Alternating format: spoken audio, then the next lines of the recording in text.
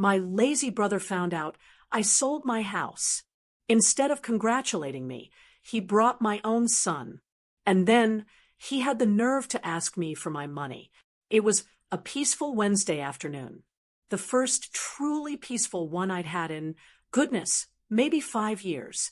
I was sitting in my new armchair, the one I bought just for this corner, sipping a cup of hot tea and looking out the window. After all these years, I had finally done it. I'd sold my house, the family home, the place I'd brought my son, Victor, home from the hospital in, the place my late husband, Bob, and I had celebrated 42 anniversaries. Every wall, every floorboard held a memory, the height chart for Victor still penciled onto the kitchen doorframe, the big oak tree in the back that Bob had planted when we first moved in, the porch swing where we'd spent so many summer nights. But after Bob passed, God, the silence in those 5 bedrooms was deafening. The house wasn't a home anymore. It was a museum, and I was just the tired, lonely curator. It was too much. The upkeep, the stairs that were getting harder on my knees, the yard that seemed to grow weeds faster than I could pull them, the constant worry about the roof, the plumbing, the ancient furnace. The relief I felt when I signed those papers, it was bittersweet, yes, but it was deep. I felt a 20-ton weight lift right off my shoulders. This new apartment in Charlotte, it was small, just 2 bedrooms. I didn't need any more than that. It was clean. It was quiet. It was manageable. No more climbing ladders to clean gutters. No more worrying about a basement flood. I had an elevator, a trash chute, and a security guard at the front desk. I was finally living for me. The money from the sale was in the bank. It wasn't millions, not by a long shot, but it was enough. It was my security, my nest egg. It was my, I don't have to ask a single soul for help money. After a lifetime of taking care of everyone, my husband, my son, my parents before they passed, this was my turn. This money was my independence. I was 67 years old, and for the first time, I felt safe. I was actually looking forward to the future. Maybe I'd join that book club down the street. Maybe I'd finally take that trip to the coast I'd always dreamed of. And then I heard it, a knock on the door. It wasn't a polite little tap-tap from a neighbor. This was a heavy, impatient bang, bang, bang. The kind of knock that doesn't care if it's bothering you. My heart did a little flip. I wasn't expecting anyone. Victor always called first. I put down my tea, my hand trembling just a little. Who on earth?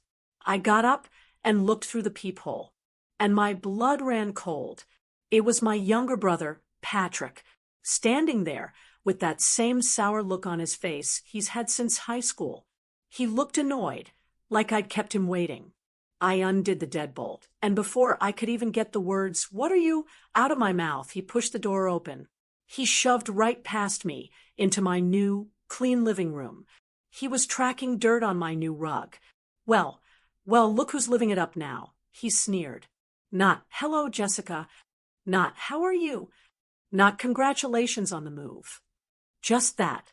His eyes darted around my small apartment, judging everything, taking inventory.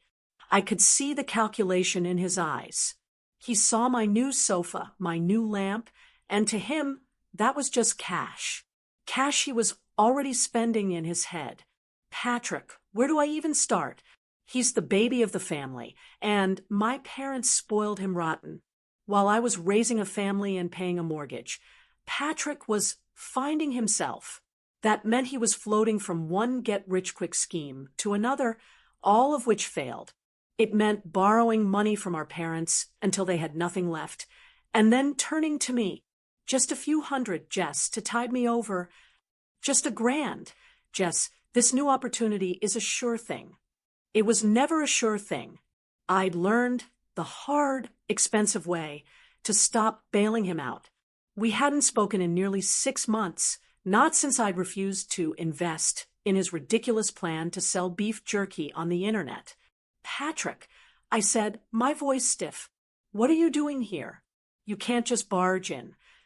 "Oh, relax," he said, waving his hand dismissively. "Family's got to stick together, right? Especially now that you're in the money." My stomach clenched. "I'm not in the money, Patrick. I'm retired." I was about to tell him to get out. But then the words caught in my throat. He wasn't alone. Standing just behind him, still in the hallway looking like he'd just seen a ghost, was my son. My Victor. "Victor," I said, my voice barely a whisper.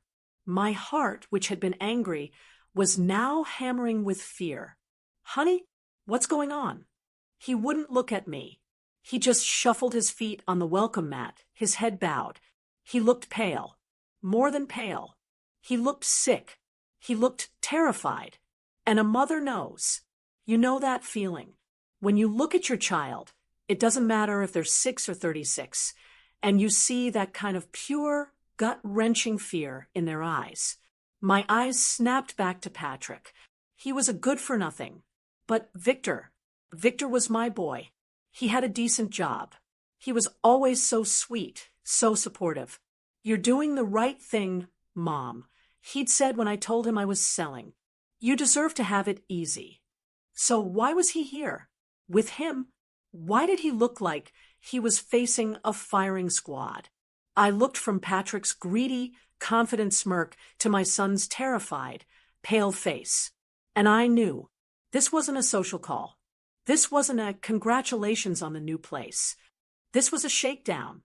My brother, my lazy, entitled brother, had found out I sold my house, and he had brought my son with him as leverage.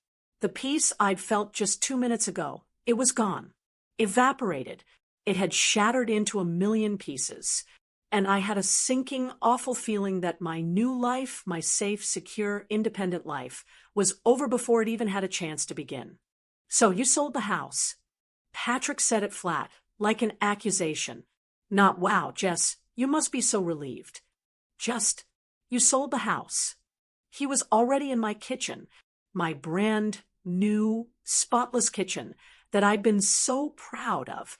He opened my refrigerator, his eyes scanning the shelves. "Nice, I guess," he said, pulling out the half and half and looking at it like it was poison. "If you like living in a shoebox. I mean, after that huge place." He let the sentence hang, his message clear. "You've downgraded." "I like it," I said, my voice tight. "It's what I wanted, Patrick." Right, he said, not listening. He shut the fridge door. "Just water. And what is this yogurt? I thought for sure you'd be popping champagne. You're loaded now, aren't you?" A hot, familiar anger rose up in my chest, the kind of anger that only family can make you feel. Decades of resentment, all bubbling up from one single, greedy question. Loaded. I thought of the 30 years I'd spent in that house, budgeting every single penny. I thought of the nights I'd stayed up with Bob, worried sick when the factory had layoffs. We'd eaten more casseroles and tuna noodle bakes than I could count, just to make sure Victor had new shoes for school and the mortgage got paid. I was the responsible one. Always. While I was changing diapers, Patrick was finding himself out in California. While I was packing school lunches, he was calling our parents, collect, asking them to wire him money for some sure thing investment that always fell through. While I was holding my husband's hand as he was dying, Patrick was, well, I don't even know where Patrick was. He showed up a week late for the funeral, wearing a suit that was too big for him, smelling like booze. He tried to hit me up for loan money at the wake. At the wake. My parents, God rest their souls, had enabled him his entire life. "Oh, that's just Patrick," my mother would say. "He's just sensitive. He's a dreamer." No, he wasn't a dreamer. He was a leech. And now that our parents were gone, he saw me as his new host. Especially now. But The anger cooled just for a second when I looked past him. Victor was still standing by the door. He hadn't moved an inch. He was just frozen, staring at the floor. "Victor," I said, my voice softening. All the anger I felt for Patrick just melted into fear for my son. "Honey, what is this? Talk to me. Are you in some kind of trouble?" He flinched. He finally looked up at me, and his eyes, oh God, his eyes were desperate. He looked like a cornered animal. I'm fine, Mom," he mumbled. He was lying. A mother always knows. That "I'm fine" was the loudest scream for help I'd ever heard. Before I could say another word, Patrick stepped right between us, blocking my view of Victor. He was a pro at this. Isolate. Control. "He's fine, Jessica," Patrick said, his voice slick and sweet, like a fake salesman. "He's just worried about you. This move, all this change, it's a lot for him." The nerve. The absolute gall of that man, standing in my apartment that he'd barged into, telling me how my son was feeling. "He looks terrified, Patrick," I said, my voice hard as steel. "What did you do?" Patrick chuckled, a dry, nasty sound. He walked over to my new sofa, the one I'd saved up for, and plopped down, putting his feet up on my new coffee table. "Relax, Jess. We're just here to talk. Family business." He laced his fingers behind his head. "So, like I was saying, you must have made a nice chunk of change. That house, in this market, phew, you're set." He was fishing. He wanted a number. "What I made or didn't make is none of your business," I said. "That money is my retirement. It's what I have to live on for the rest of my life. It's not a lottery win." Right. Retirement," he said, making air quotes with his fingers. He was mocking me. "We all know that house was paid off for years. You're sitting on a pile of cash, Jess. Don't sit there and pretend you're poor. It's insulting." Insulting? I wanted to scream. I wanted to throw him out, physically. But I couldn't, because of Victor. My son was still by the door, and he had started to tremble. The tension in the room was so thick, I felt like I was choking on it. It was a horrible, ugly silence, filled with everything that wasn't being said. My brother's greed, my son's terror, and my own rising panic. I had to know. I had to break this. I took a deep breath, planting my feet on the floor. I wasn't going to be bullied, not in my own home. "Patrick," I said, my voice low and steady, "why are you here? And why did you bring my son?" Patrick's fake, easygoing smile dropped. His eyes turned cold. This was it. The real reason. He looked over at Victor. "Go on, champ. Tell your mother. Tell her what you need." Victor looked up at me. His face was pale. His eyes were brimming with tears. He looked like he was going to be sick. "Mom." He started. His voice cracked. He couldn't say it. He just shook his head, looking down again, defeated. Patrick let out a long, annoyed sigh, like he was the one being inconvenienced. "Oh, for God's sake," he snapped, standing up from the couch. He looked at me, his face hard. "He's in trouble, Jessica. He's in real trouble, and you're the only one who can fix it." "What trouble?" I asked. My voice was shaking, but I tried to keep it steady. "Victor, what trouble?" Patrick let out a little puff of air, like I'd asked a stupid question. He walked right past me into my kitchen and pulled out one of my new dining chairs.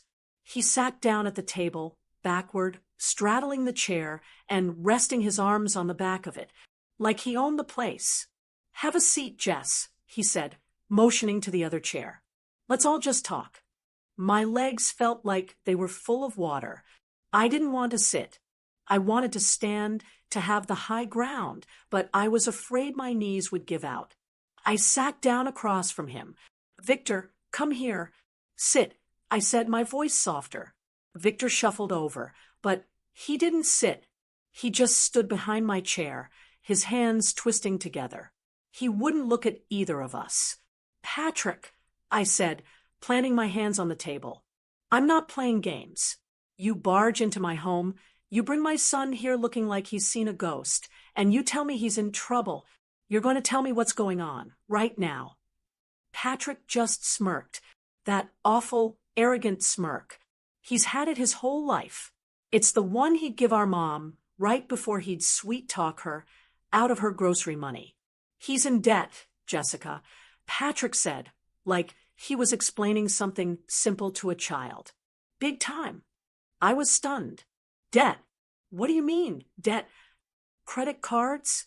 Did he lose his job?" My mind was scrambling. Victor worked in IT support. It was a good, steady job.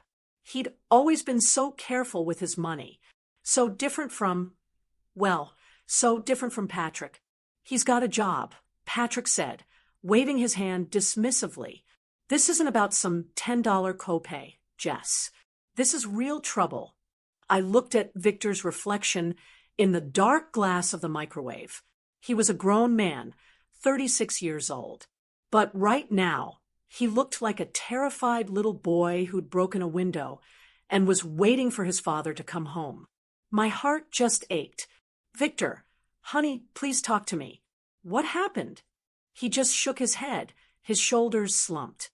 I can't, Mom. I'm so sorry." "He's ashamed," Patrick said, and the way he said it was laced with, was it glee? It was like he was enjoying this. "He's embarrassed that he had to come to his old Uncle Patrick for help. Uncle Patrick. He'd never been an uncle. He'd been an anchor dragging us all down. He came to me," Patrick continued, leaning forward, "because he knew he was in over his head. And I knew that there was only one person who could really fix this. The one with the brand new apartment and the big, fat bank account." He stared right at me. The blood drained from my face. I finally understood. This wasn't a family visit. This wasn't an uncle helping his nephew. This was a negotiation. And Patrick had just shown me his hostage. You're asking me for money?" I whispered. "Asking?" Patrick laughed, a short, ugly sound that echoed in my new kitchen. "Jess, I don't think you get it. We're past asking. He's in deep. He needs help, and you're the one who's going to give it." The audacity, the sheer, unmitigated gall. I felt the anger rising again, hot and sharp. "I'm not giving you anything, Patrick. That money, my money, is what I have to live on. It's my retirement, my security. It's for my future. It's not a family ATM." "Oh, my future," he mocked in a high, prim voice. "What about his future, Jessica?" "Huh. What about your son's future?" That hit me like a physical blow. He knew exactly where to aim. "He made a mistake," Patrick said, his voice suddenly low and serious. "A big one.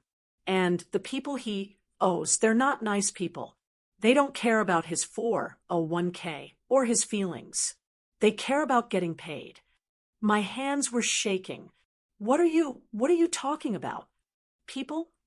I'm talking about the kind of trouble that doesn't just go away, Jess. The kind that follows you. The kind that shows up at your door or your mother's door. I felt the floor drop out from under me. He was threatening me. He was sitting at my kitchen table, using my son's failure as a weapon to threaten me. "How dare you?" I said, my voice trembling with rage. "How dare you come in here and—" "How dare I?" He shot back, his voice rising. "I'm the one helping. I'm the one who's here, trying to clean up this mess. Where were you when he was getting into this? Huh? Too busy selling the family home? Too busy picking out new furniture?" He stood up, kicking the chair back. It scraped loudly on my new floor. "He's your son, and he's in trouble. You're his mother. This is what you do. You're the responsible one, remember? You're the one who always had it all together, while I was the screw-up." He was pacing now, energized by his own anger. "Well, guess what, sis? It's your turn. You're perfect. little boy isn't so perfect, and he needs you to be the responsible one more time. I looked at Victor. He finally lifted his head. His face was streaked with tears. Mom, he's right, Victor whispered, his voice cracking. I messed up. I messed up so bad. I didn't know who else to turn to. So you went to him? I cried. The man who'd sell his own grandmother for a tank of gas. That's not fair. Patrick yelled. It's the God's honest truth. I yelled back. Enough. Victor shouted. We both froze. He'd never, ever raised his voice to me. He stepped forward, his hands clenched into fists. This is my fault. Not his. Not yours. Mine. But, Mom, I am in trouble. Real, serious trouble. And I do need your help. I need money. A lot of money. I just stared at him. My son. My sweet, quiet, responsible boy. He was in debt. He was in deep with not nice people. And my lazy, good-for-nothing brother was the one pulling the strings, all because he smelled the money from my house. My new life, my new beginning, it was all turning to ash, right here in my kitchen. What? I couldn't get the words out. I had to swallow, hard. What trouble, Victor? I asked again, my voice barely a whisper. What did you do? My hand flew to my chest. Victor. Before he could answer, Patrick chimed in. See? He needs help, Jess. So, let's just talk numbers. How much? Get out. My voice was so low and quiet, I barely recognized it myself. Patrick actually laughed. What? Jess, don't be dramatic. We're in the middle of I said. I stood up, my chair scraping back. Get out. I pointed to the door. I am not having this conversation with you. You have no part in this. I will speak to my son. Alone. I'm just trying to help, he protested, holding his hands up. He came to me. This is a family crisis. This is my family. I shot back, my voice finally rising. This is my son and my home. You are not welcome here. Leave. Now. We stared at each other, a long, ugly standoff. I hadn't used that tone in, well, maybe ever. I was the peacemaker, the responsible one. But the woman who sold her house was not the same woman who'd put up with him for 50 years. He must have seen something new in my eyes, something that wouldn't bend. Fine, he sneered, grabbing his keys off the counter. Fine, be that way. Don't say I didn't warn you. Don't come crying to me when it's too late. He stalked to the door, yanked it open, and looked back, first at me, then at Victor. You've got 48 hours, kid, he said to Victor. The clock's ticking. He slammed the door. The sound echoed through my small apartment, rattling the new plates in my kitchen cabinet. The silence that was left was heavier, more awful than the shouting. It was just me and Victor. He'd sunk into the chair Patrick had been in. His head was in his hands, his shoulders shaking. He was weeping. Not loud, just a horrible, choked, silent cry. A man's cry. My anger at Patrick evaporated, and all that was left was this cold, bottomless dread. I sat down across from him, just like I did when he was a little boy and he'd fallen off his bike. I didn't touch him. Not yet. Victor, I said, my voice gentle. Look at me. It took a long time, but he finally did. His face was a mess. Red, blotchy, eyes swollen. This wasn't my boy. This was a stranger, hollowed out by fear. What is it? I asked. Is it drugs? My mind went to the worst possible place. No, he said, his head snapping up. No, Mom, God, no. Nothing like that. I swear. A small part of me relaxed. Okay. So what is it? You lost your job? You're behind on rent. He just shook his head, looking down at his hands. It's nothing. I can handle it. I shouldn't have come. Patrick, he twisted it. I'll figure it out. Victor, I said, my voice firm but kind. I am your mother. You are sitting in my kitchen, crying. Your uncle just threatened you. We are long past. I can handle it. You are going to tell me the truth. All of it. He stared at his hands on the table. You're going to hate me, Mom. I could never hate you, I whispered. But I'm getting very, very scared. Please. He took a deep, shuddering breath. It's gambling, Mom. Gambling. I just sat there. The word didn't make sense. Victor? My Victor, who balanced his checkbook to the penny, who I had to remind to spend money on himself for his birthday. It started small, he said, the words spilling out of him now, fast and quiet. Just online. Sports. It was fun. I was winning at first. It felt good. Like I was smart. And then I wasn't. He looked up at me, his eyes pleading. I kept thinking I could win it back. Just one more. It always felt like the next one was the one. But it never was. I maxed out my credit cards. Then I took out a small loan from a bank.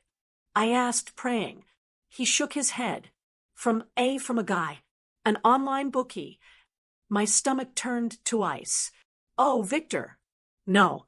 I lost that too. And the interest, Mom, the interest, it piles up so fast. I tried to win that back. I just dug the hole deeper and deeper. I was almost too afraid to ask. How deep, Victor? What is the number? He wouldn't look at me. He just stared at a spot on the wall. Vic, how much? 20, he whispered. 2,000? I said, even though I knew. He finally met my eyes, and his were full of so much shame I almost looked away. $20,000. My breath left my body. It was a physical punch. $20,000. I thought of my bank account, of the money from the house. That was a huge, huge piece of my security, of my future, of my, I don't have to worry any more money. I just stared at him. I couldn't speak. And that's not the worst part, he choked out. What? I said, my voice flat. What could possibly be worse? Patrick was telling the truth. He said, the clock, it's ticking. The guy, he wants his money. He gave me 48 hours. Or what? Or he's going to come get it, Victor sobbed. And Mom, he knows where I am. He knows I came here. He knows about the house. He knows you have the money. He knows where you live. The floor seemed to tilt. This wasn't about a son asking his mother for help with a credit card. This was dangerous. And that's when all the pieces clicked into place in the most horrible way. All those quiet, sudden phone calls I'd overheard when he was at the old house. The times he'd looked pale and stressed, and I'd asked if he was okay. And he'd just say, work is busy, Mom. Just busy. That wasn't work. That was them. That was the bookie. Those were threats. He'd been living this nightmare for months, all while I was busy planning my new life, packing my boxes, thinking he was fine. And then the last, coldest piece of the puzzle fell into my heart. Patrick, how did the bookie know about me? How did he know about the house sale? Victor wouldn't have told him. He'd be too ashamed, too protective of me. My own brother, my good-for-nothing, lazy brother hadn't just found Victor in trouble. He'd been involved. He must have been the one who told the bookie. My sister just sold her house. She's loaded. He probably offered to be the one to negotiate the payment for a cut. He hadn't brought Victor here for help. He'd brought him here as leverage. He'd brought him here, terrified and broken, as a weapon to point at my head. This wasn't a rescue. It was an ambush, and my own brother was the one who'd planned it. I don't know how long I stood there, leaning against the front door after Victor left. It might have been minutes, or it might have been an hour. The silence in the apartment was deafening. All I could hear was the hum of the new refrigerator and the echo of what Patrick had said. "You've got 48 hours, kid." I finally pushed myself off the door, my legs feeling like lead. I walked into my new bedroom, the one I had been so proud of, the room I'd painted myself, a soft, peaceful shade of blue. It didn't feel peaceful now. It felt like a cage. I started to pace. From the window, overlooking the quiet street, to the closet with my new, neatly organized clothes. Back and forth, back and forth. My mind was a hornet's nest, and every thought was a sting.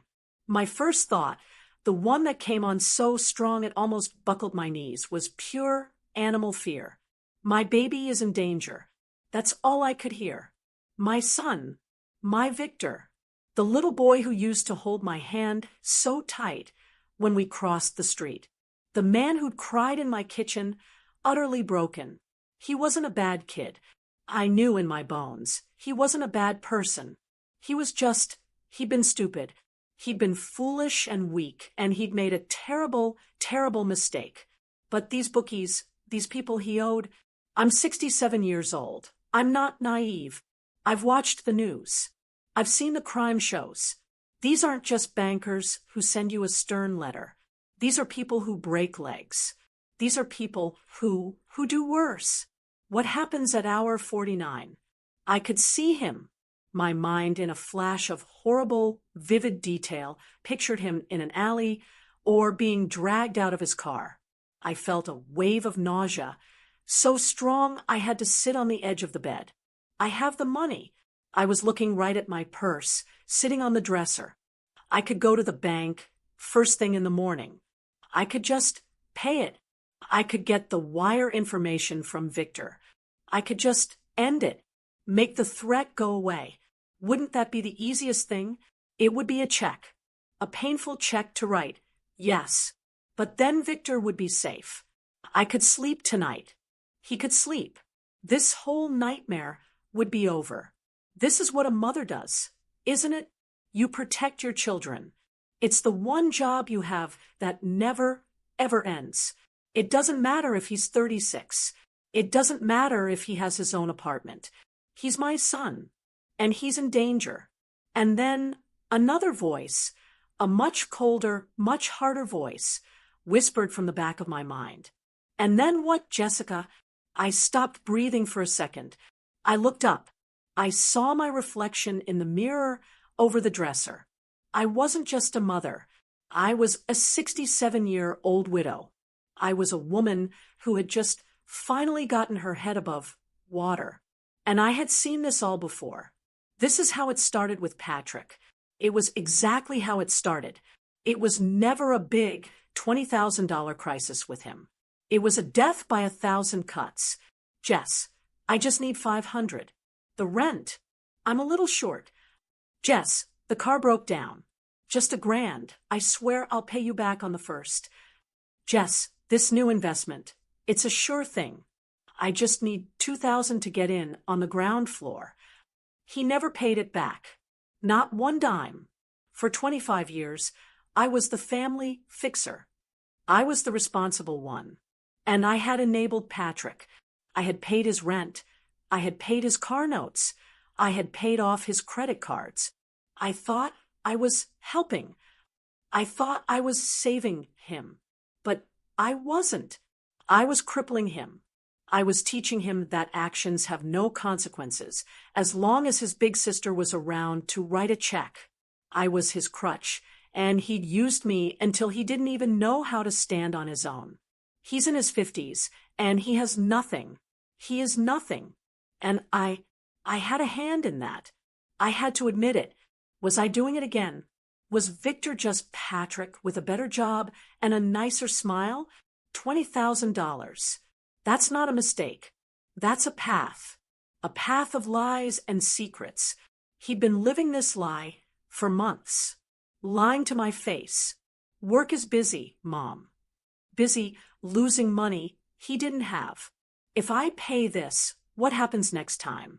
When he finds another sure thing? When he gets that itch again, what happens when it's 30,000 or 50? He'll know deep down that if he just gets scared enough, if he just cries hard enough, Mom will open her checkbook. Mom will fix it. I sat on the edge of the bed and looked at the empty pillow next to mine, the space where my husband, Bob, had slept for 42 years. "Oh, Bob," I whispered out loud to the empty room. "What on earth do I do?" Bob. He would have been so furious. He was a man of consequences. "You make your bed.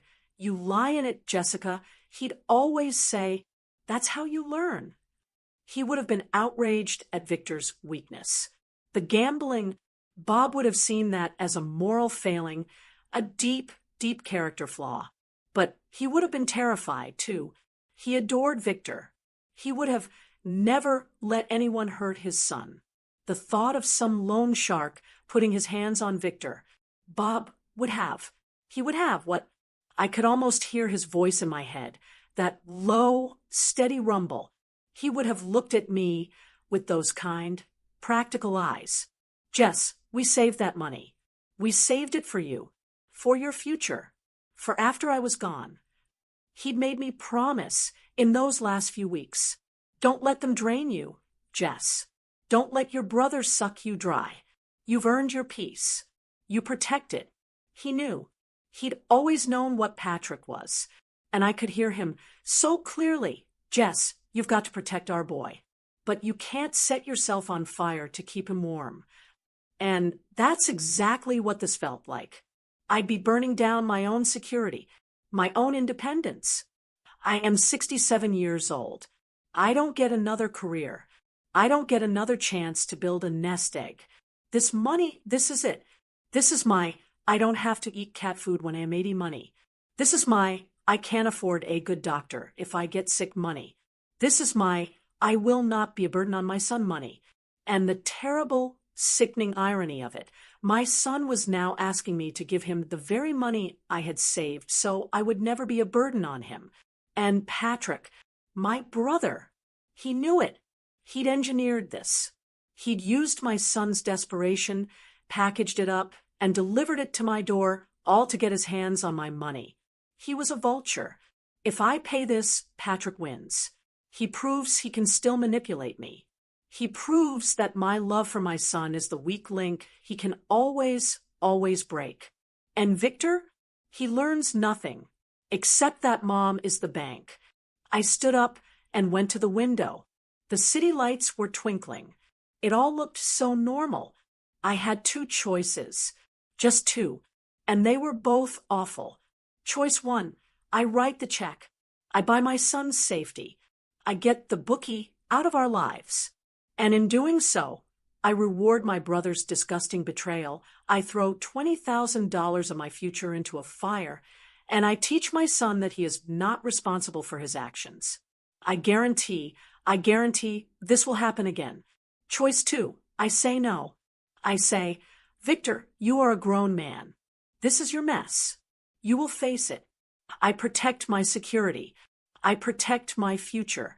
I finally draw the line. And I live with the 48 hours. I live with the night and day terror of not knowing what those people will do to my only child. How do you make that choice? How does a mother choose between her son's safety and his soul, between her own life and his? The clock was ticking. It was late, and I had no idea what I was going to do. I didn't sleep. I couldn't. How do you sleep when a 48-hour clock is ticking down on your son's life? I spent the night in that armchair, the one I bought for my peaceful new life. I just sat in the dark, watching the street lights outside. Every time a car slowed down, my heart would stop. I'd think, is it them? I went over it 1,000 times. The two choices, the awful, impossible choices. Write the check and ruin my future while teaching my son nothing. Or say no and live with the terror of what those monsters might do. My mind was a cage, and I just paced back and forth from one terrible possibility to the next. When the sun finally came up, a weak, gray light, I felt ancient. I felt 100 years old. I was running on nothing but stale fear and adrenaline. I finally dragged myself into the kitchen just to do something, anything normal. Coffee. I just needed to make a cup of coffee. My hands were shaking so much I spilled some of the grounds on my new, clean counter. I was staring at the brown liquid as it slowly dripped, drip, drip, into the pot. The buzzer on the wall shrieked, and I screamed. I dropped the scoop, and it clattered on the floor. My heart was hammering against my ribs. I looked at the intercom. Who? Who on earth? Victor? Was he okay? Was it them? I pressed the button, my finger trembling. Hello, Mrs. Freeman? It's your brother, Mr. Patrick Freeman. To see you. A new kind of feeling cut through the fear. It was cold, sharp, and it tasted like acid. He was back. What could I say? No. What if he had information? What if he was here to tell me it was over? I felt sick. Let him up, I said, my voice a dry croak. I didn't even move from the kitchen. I just stood there, my hand gripping the edge of the counter. A minute later, I heard the key. Oh, God, I'd forgotten. In the chaos yesterday, I'd never gotten my spare key back from him. The one my parents had given him years ago to the old house, the one he'd just assumed he should have for my new place in case of emergencies. He didn't knock. He just let himself in. He walked into the kitchen, and he looked wonderful. He was freshly shaven. He was wearing a clean shirt. He looked like he'd slept like a baby. He sniffed the air. Oh, good. Coffee. Pour me a cup, will you? I'm exhausted. This whole thing has been very stressful on me. I just stared at him. I stared at his smug, rested face. I thought about my night, sitting in that chair, imagining my son's body in an alley. So, he said, leaning against my counter, right next to the coffee grounds I'd spilled. Have you come to your senses? Are you writing the check or not? I couldn't speak. I just watched him. He let out an annoyed sigh. Look, Jessica, I don't have time for your theatrics. I went ahead and did you a favor. I called his friends. I told them the money was good, that you were on board. He smiled like he was expecting me to thank him. I told them you just needed to move some money around, but you were good for it, to buy your boy some time. So if you back out now, well, they're not going to be happy with me. And if they're not happy with me, they are really not going to be happy with Victor. I wouldn't want to be in his shoes. He took a step closer to me. This will be your fault, Jessica. You'll be the one who let it happen. All that money just sitting in the bank, and you were too stingy to save your own son. You'll have to live with that. And that was it. It wasn't a big, dramatic explosion. It was just a quiet click. The fear didn't go away, but the fog did. The decades of exhaustion, of being the responsible one, of putting up with his everything, it all just burned away in one cold, clear second. I looked at him, and for the first time in my life, I wasn't scared of him. I very calmly put the coffee pot down on the counter. My fault. I asked. My voice was quiet. It was so low and cold, it didn't even sound like me. Patrick's smile wavered. He was expecting tears. He was expecting a fight. He wasn't expecting this. Yeah, he said, a little less sure of himself. Your fault. My fault, I repeated. You parasitic leech. You dare to stand in my kitchen, a kitchen I paid for, in a home I bought, and you threaten me. Now, Jess, I'm just telling you the situation. No, I held up one hand, and he actually stopped talking. You're done talking. I'm talking now, maybe for the first time in 30 years. You want to talk about fault? I took a step toward him. You brought this to my door. You knew my son was in trouble. He's weak and he's foolish, and you knew it. And you didn't come to me as a brother. You didn't come here to help him. You came here You came here to get paid. That's not true, he said, but his voice was weak. You told them, didn't you? I said, my voice still quiet, still cold. You told those thugs, that your rich sister just sold her house. You told them where I lived. You put a target on my back. On his back. You saw my son's crisis, the worst moment of his life, and you saw it as a payday. I was just trying to help him. He was in over his head. You're a vulture, Patrick. I wasn't shouting. It was worse than shouting. You've been leeching off this family your entire life. You took every penny from Mom and Dad until they had nothing left to give. You borrowed from me so many times I stopped counting. I paid for your rent. I paid for your cars. I paid for your stupid, failed businesses. And now that they're gone, and you think I'm flush with cash, you use my own son against me? I was right in his face now. He was taller than me, but he was shrinking. I have been cleaning up your messes my entire adult life. I am done. I am done with you. I don't know what I'm going to do about Victor. I don't know how I'm going to fix this. That is my nightmare. That is my burden as his mother. But you are not my problem anymore. I walked past him. I went to my front door, and I yanked it open. The cold hallway air hit my face. Get out. He just stood there, his mouth open. He was stunned. Jessica, be reasonable. The 48 hours, they're not kidding around. I said. I roared, and the sound of my own voice, so full of rage, shocked us both. Get out of my house. Now. He flinched like I'd slapped him. He started to move, his face turning from shock to a dark, ugly red. Fine, he spat. Fine. You're a cold-hearted witch. You know that? You're going to let your own son get his legs broken because you're a stingy old. And you're a ghoul, Patrick. At least I'm stingy with my own money. You're just trying to spend everyone else's. He was in the hallway now. He looked at me with pure, unfiltered hatred. You'll regret this, Jessica. When they come for him, you'll remember this. This is on you. Get out. And I slammed the door in his face. The bang echoed in the hall. I locked the deadbolt. I latched the chain. My whole body was shaking. I was shaking so hard I had to lean against the door for support. My knees were knocking. My heart was pounding. But I'd done it. I had finally done it. The victory was hollow. It tasted like poison because Patrick was gone. But the 48-hour clock was still ticking. The threat was still real.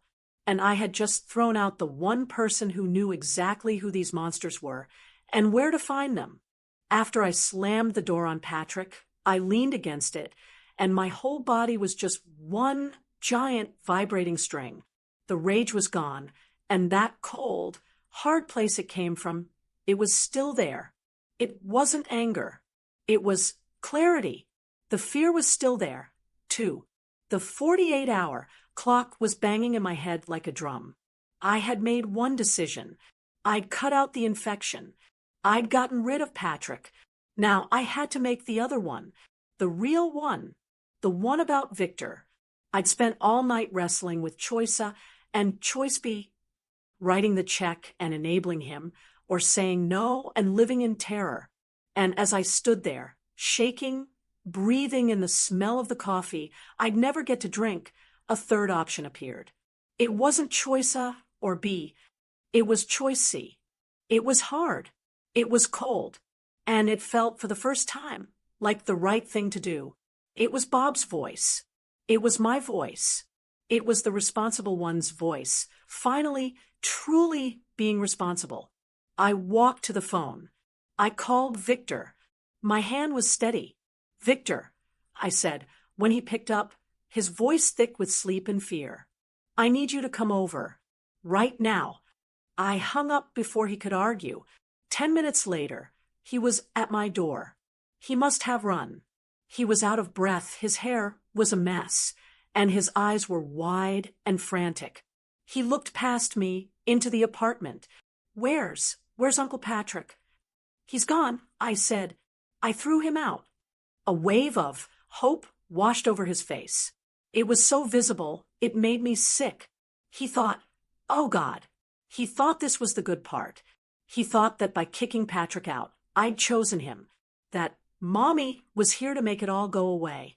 He even managed a weak, watery smile. Mom, I don't know what to say. Thank you. I knew. Sit down, Victor, I said. I didn't say it like a mother. I didn't point to the kitchen table where we'd have cookies and milk. I pointed to the living room. I sat in my new armchair. I made him sit on the sofa across from me. There was a coffee table between us, and it felt like a 10-mile-wide canyon. He sat on the edge of the cushion, his knees knocking together, his hands clasped so tight his knuckles were white. Mom, he started, I am so sorry. I'll pay you back, I swear. Every penny. I held up one hand, and he stopped. Victor, I started, and my voice was the one from the kitchen, the new one, the cold one. I am not giving you $20,000. His face it fell. The hope, the relief, it all vanished. It was like watching a light bulb get shut off. The panic, the raw animal fear, came rushing right back in. What? He whispered. Mom, no, you can't. The 48 hours. Patrick said, they're going to hurt me, Mom. They know where you live. You have to. He was starting to spiral, his voice getting higher. I repeated, my voice like ice cutting right through his panic. I am not giving you the money. He just stared, confused. I don't understand. Instead, I said, leaning forward in my chair, here is what is going to happen. You are going to go to that desk. I pointed to the small secretary I had in the corner. You are going to take that pen and that pad of paper, and you are going to write down the name and the phone number of this bookie you owe. He looked horrified. What? No, Mom, you can't call him.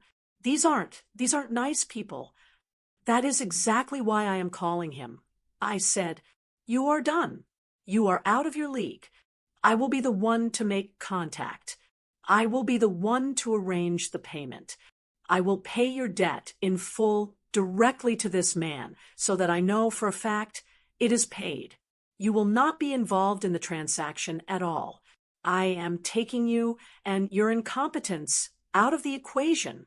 This is no longer your negotiation. It's mine. He was gaping at me. He was so stunned he couldn't speak. He saw the look on my face. He knew I wasn't asking. Slowly, like a man in a trance, he got up. He went to the desk. His hand was shaking so badly, he could barely write. He tore off the sheet and handed it to me. I looked at the name and number, then folded the paper and put it in my pocket. He looked relieved again, but this time it was a shaky, confused relief. So you're paying it? Okay, Mom. Thank you. My God, thank you. I promise I'm not finished, I said. He froze. That was part one. That was me buying your safety. That was me getting these animals out of our lives. Now we talk about part two. Part two. Then, I said, my voice getting even quieter, as soon as that wire transfer is confirmed, you and I are going to get in my car. We are going to drive to my bank. We are not going to the teller. We are going to the bank manager's office, who I will be calling this morning. And you are going to sign a contract. His mouth opened, but nothing came out. It will be a legally binding, notarized loan agreement. From me to you, for the full amount, $20,000. I let that number hang in the air between us. And I continued, we will be adding 4% interest. That's what finally broke his shock. Mom, he cried. Interest? You're going to charge me interest? I'm your son. Yes, I said, my voice flat. Interest? A bank, if they were foolish enough to give you a loan, would charge you 20%. A loan shark charges. Well, we both know what they charge. I am not a bank, but I am also not your safety net. Not anymore. I wasn't done. You will get a second job. You have your IT job. Now you will get a night job or a weekend job. You can stack shelves. You can deliver pizzas. You can clean offices.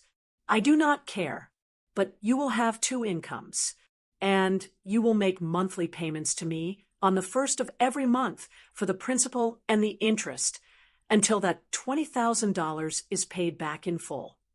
I leaned in, and I made sure he was looking me dead in the eye. And Victor, this is the most important part. If you miss a single payment, if you are 1 day late, I will not call you.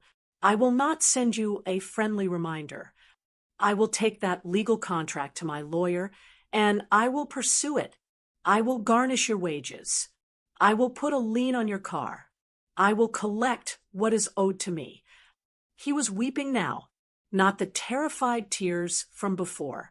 These were the tears of a man who was realizing for the first time what he had truly done. Mom, he choked out. How can you do this to me? Do this to you? I said, and my voice was flat. All the emotion burned out of it. Victor, I am doing this to save your life. But I am not doing this to save your lifestyle. You made this bed. You lied to me for months. You put me and my home and my future in jeopardy. You broke my trust. I stood up. I looked down at him. In this one matter, I am not your mother. I am your creditor. And I promise you, I will be a very, very strict one. I left him sitting there, his world crumbling around him. So, I said, turning at the kitchen doorway, do you accept these terms? The following 2 weeks were the longest of my life. That first day, after Victor left, I did exactly what I said I would. I sat at my kitchen table, my hand shaking so hard I had to dial the number 3 times. A man with a voice like gravel answered. Yeah. My name is Jessica Freeman, I said, my voice sounding thin. I am calling about Victor Freeman. There was a pause.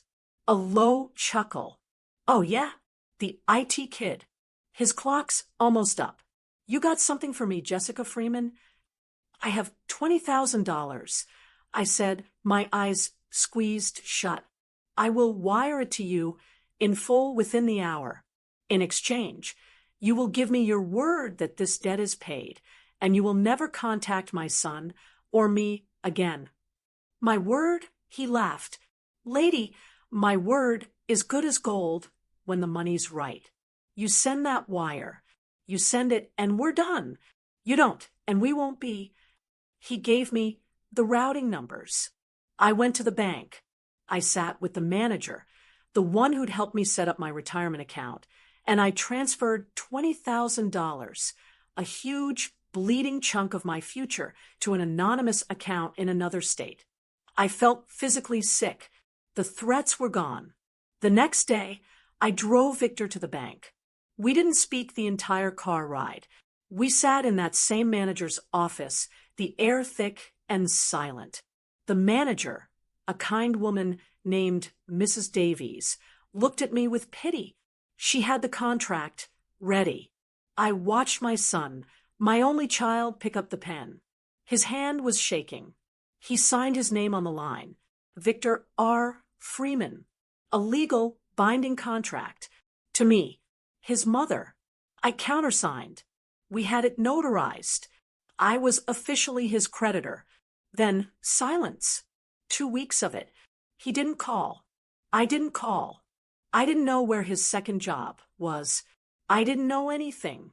All I knew was that the first payment was due on the 1st of the month. That day came. I sat in my apartment all day. The clock on the wall, tick, tick, tick. It was a new kind of torture. 5 p.m. came. Nothing. 6 p.m. Nothing. By 7 p.m., it was dark. I was just staring at the door, my stomach in knots. Had he already given up? Had I made a terrible mistake? Then a knock. It wasn't Patrick's angry bang. It wasn't the polite tap-tap of a neighbor. It was a slow, tired, hesitant knock. Knock, knock. I got up, my legs stiff. I undid the deadbolt. I opened the door. He was standing there, under the bright, fluorescent hallway light. It wasn't my Victor. Not the one in the nice button-down shirt from his IT job. This man was wearing a dark blue mechanic's overalls, stained black with grease. He was filthy. There was a smudge of oil across his cheek, and his hands, his fingernails were black. He looked exhausted, not just tired. He looked hollowed out. The circles under his eyes were dark and deep. He smelled like gasoline and sweat. He didn't look at me. He just looked at a spot on the floor, somewhere past my feet. We just stood there for a second. Then, slowly, he reached into the pocket of his overalls and pulled out a small, crumpled, dirty wad of cash. He held it out to me. $250, he whispered. His voice was hoarse. It's all I have, ma'am. Ma'am. It hit me like a physical slap. It was a wall. A clean, hard, impossible wall he had just built between us. Not Mom. Not Mother. Ma'am. Every instinct in my body screamed. I wanted to cry. I wanted to pull him inside. I wanted to get a warm cloth and wipe the grease from his face.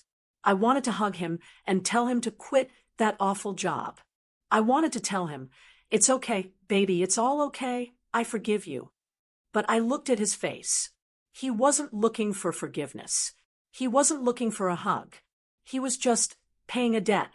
I put on the mask, the one I'd worn when I'd called the bookie, the one I'd worn at the bank, the face of the creditor. My hand didn't shake.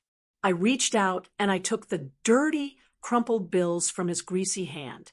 I didn't close the door. I left him standing there in the hallway, watching. I turned my back on him.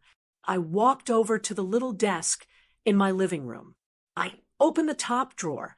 I pulled out a brand new black ledger book I had bought at the office supply store. I opened it to the very first page. I picked up a pen. He watched me. I could feel his eyes on my back. I wrote the date. I wrote, in my neatest cursive, Payment 1, cash $250. I did the math. I wrote, remaining balance, $19,750. I closed the book. I put the pen down. I turned back to him. He was still standing there, a ghost in a work uniform. His shoulders were slumped. The fight was gone. The hope was gone. All that was left was this grim, tired acceptance. "I'll see you next month, Victor," I said. My voice was even. It wasn't kind. It wasn't cruel. It was just business. He gave one single, jerky nod. He didn't say, "Okay." He didn't say goodbye. He just turned around and walked away. I watched him walk down the hall to the elevator. He didn't look back.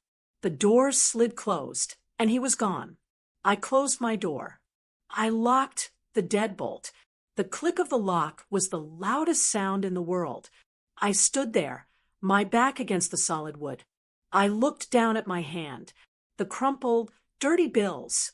They smelled like oil. I stood there for 1 minute, 2 minutes.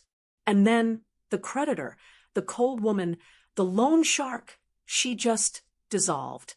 The strength that had held me together for 2 weeks, the rage at Patrick, the cold clarity of my decision. It all just vanished. I slid down the door until I was sitting on my new rug. I buried my face in my hands. And I sobbed. I let out this horrible, ragged sound that I didn't even recognize. It wasn't a cry of sadness or even anger. It was the sound of the cost. This was the price of the bargain. And I finally, truly understood that I was the one paying it, too. This was the hardest, most awful thing I had ever done. It's been 3 months. 3 months since that awful night. 3 months since I sat on the floor, sobbing, with $250 in dirty cash in my hand. My apartment. It's finally starting to look like mine. I hung the curtains last week. They're a cheerful yellow, and they catch the morning light. I bought a new bookshelf, and all my old books, my old friends, are finally out of their boxes.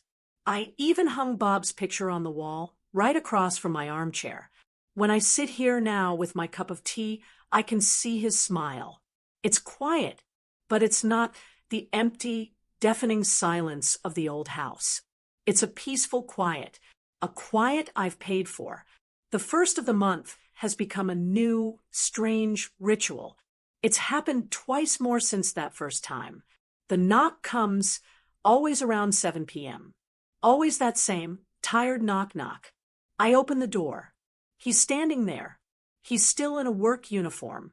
Sometimes it's the mechanic's overalls. Last month, it was a polo shirt with a Speedy Mart logo on it. His second job. He's thinner. The softness around his jaw is gone. He looks hard, and he looks tired right down to his bones. He doesn't say, "Ma'am," anymore. He doesn't say, "Mom," either. He just says, "Jessica." He holds out the money. It's always a different amount, but it's always more than the minimum we agreed on in the contract. Last time, it was $415. He must be working every hour God sends. I take the money. I don't invite him in. He doesn't ask to come in. "Thank you, Victor." I say. "Okay," he says. He turns. He walks to the elevator. He doesn't look back. I close the door. I lock it. I walk to my desk. I open the black ledger. I write the date. I write the amount. I do the math. Remaining balance, $18,910. It's a small dent, a tiny chip in a mountain of ice. It will take him years to pay this off. Years. But it's a start. It's his start. I don't know if our relationship will ever be warm again. I don't know if he'll ever look at me and see Mom instead of creditor. I don't know if I'll ever be able to hug him and not feel that wall of steel between us. Maybe this is just what it is now. But here's what I do know. When he stands at my door, he's not lying. He's not hiding. He's not a terrified child making excuses. He's just a man paying his debts. Our conversations are stiff, and they're formal, and they last about 30 seconds. But they are completely, painfully honest. And after a lifetime of lies, Patrick's lies, and now my own son's, that honesty feels more solid, more real than any hug ever did. I haven't heard a single word from Patrick. Not a call, not a text, not an angry letter. The day after I threw him out, I had the locks on my new apartment changed. I don't know where he is, and I don't care. The silence from him is the sweetest sound I've ever heard. The family ATM is closed. Permanently. I'm not living in fear anymore. I don't jump every time the phone rings. I don't look over my shoulder when I'm walking to my car. I'm not afraid of bookies or loan sharks. I'm not afraid of my brother's demands. And I'm not afraid of my son's secrets. I sleep at night. I actually sleep. I look at my bank account and I see that $20,000 is gone. It's a hole I will feel for the rest of my life. It's the trip to the coast I'll never take. It's the new car I'll never buy. It's the safety net that's now just a little bit smaller. The price was high. It cost me a piece of my future, and it cost me the son I used to know. But I bought back my peace. I bought back my life. I am in control. I look out the window at the city skyline. I'm not the fixer anymore. I'm not the responsible one for everyone else. I'm just Jessica, and for the first time, that feels like it's enough. I'd be lying if I said this was easy. I still cry about it, sometimes, but I know I did the right thing. Now, I have to ask you, have you ever been in a situation like this? Have you ever had to choose between being a parent and being a bank? Let me know in the comments below. Was I too harsh? Or was this the only way he would ever learn? I'd love to hear your story. And if my story touched you, please give this video a like and share it with someone who might need to hear it. And don't forget to subscribe to the channel for more stories. You're not alone in this.